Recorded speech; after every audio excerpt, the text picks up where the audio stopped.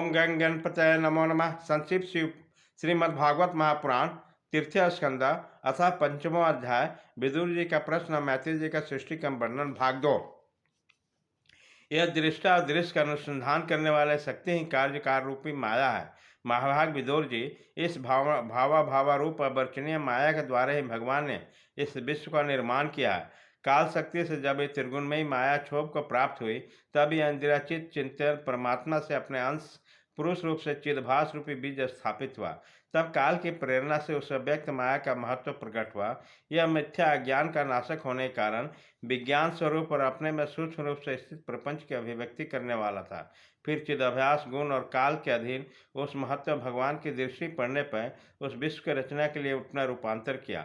महातत्व के विकृत होने पर अहंकार की उत्पत्ति हुई, जो कार्य अधिभूत कारण अध्यात्म कर्ता अधिदेव रूप होने के कारण भूत इंद्रिय मन के कारण है। वह अहंकार वैकारिक, सात्विक, तेजस, राजस और तामस भेद 3 प्रकार का है। अतः अहं तत्व विकार में वैकर्ण्य अहंकार से मन और जिसमें विषयों का ज्ञान होता है, वह इंद्रियों के अधिष्ठाते देवता हुए। तेजस अहंकार से ज्ञानेन्द्रिया और कर्मेंद्रिया हुई, और तामस अहंकार से सूक्ष्म भूतों के कारण शब्द तन्मात्र हुआ, और दृष्टांत रूप से आत्मा का बोध करने वाला आकाश उत्पन्न हुआ। भगवान की दृष्टि जब आकाश पर पड़ी, उससे फिर काल माया चिदाभास के जोग से स्पर्श तन्मात्र हुआ, और उससे विकृत होने पर वायु की उत्पत्ति हुई। अत्यंत बलवान वायु ने आकाश के सहित विकृत होने पर रूप तन्मात्र की रचना की। उसमें संसार का प्रकाशक तेज उत्पन्न हुआ।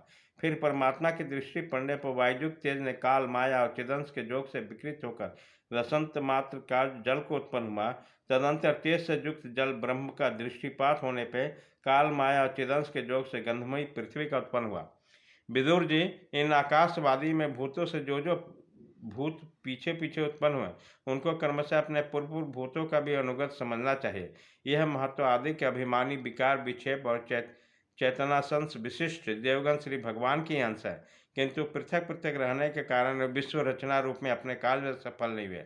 तब हाथ जोड़कर भगवान से कहने लगे।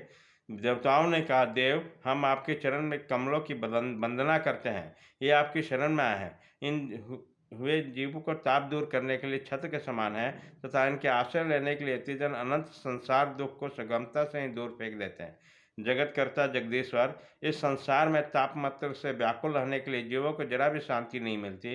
इसलिए भगवान, हम आपके चरणों के ज्ञान में छाया का आश्रय लेते हैं। मुनि जन एकांत स्थान में रहकर अपने मुख कमल का आश्रय लेने वाले वेद मंत्र पक्षियों के द्वारा जिनका अनुसंधान करते हैं, तथा जो संपूर्ण पापनाशनी नदियों में श्रेष्ठ श्री गंगा जी का उद्गम स्थान है, आपने उन परम पावन पावन पद्मों का आश्रय लेते हैं।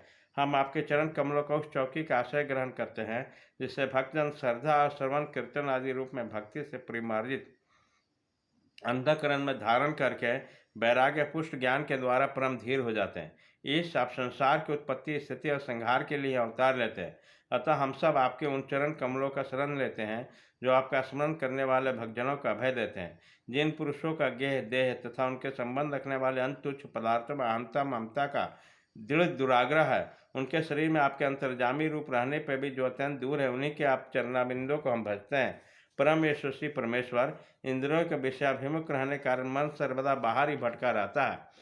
यह पारम लोग अपने बिलासपुर पादन्यास को शोभा को विशेष भक्तजनों का दर्शन नहीं कर पाते हैं, इसीलिए वो आपके चरणों से दूर रहते हैं।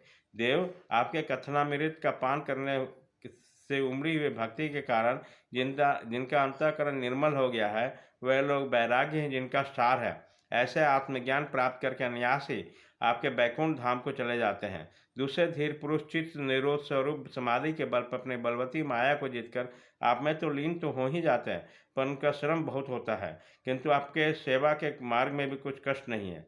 आदिदेव, आपने सृष्टि की रचना से हमें त्रिगुणमयी रचा है, इसलिए विभिन्न स्वभाव के होने के कारण हम आपस में मिल नहीं पाते हैं, और इसी से आपके क्रीड़ा के साधन और ब्रह्मांड की रचना करके हम आपको समर्पण करने में असमर्थ रहें। अतः जन्म रहित भगवान, जिससे हम ब्रह्मांड रच कर आपको सब प्रकार के भोग समय पर समर्पण कर सकें, और जहाँ स्थिर होकर भी हम अपनी योग्यता के अनुसार अन्न ग्रहण कर सकें, वह सब जीव भी हमारी सब प्रकार के विघ्न बाधाओं से दूर रहकर हम और आप दोनों का भोग समर्पण करते करते अपना अपना अन्न भक्षण कीजिए कर सके, ऐसा कोई उपाय कीजिए। आप निर्विकार प्राण पुरुष ही अन्य कार्य वर्ग के सहित हम देवताओं आदि के कारण हैं। देव पहले आप अजन्मा से सत्व आदि गुण और जन्म आदि कर्मों के कारण रूपी माया शक्ति में चिदाभास बीर्ण स्थापित किया गया। परम तत्प्रमत्त देव महत्व आदि हम देवगण जिस कार्य के लिए उत्पन्न हुए हैं उसके संबंध में हम क्या करें।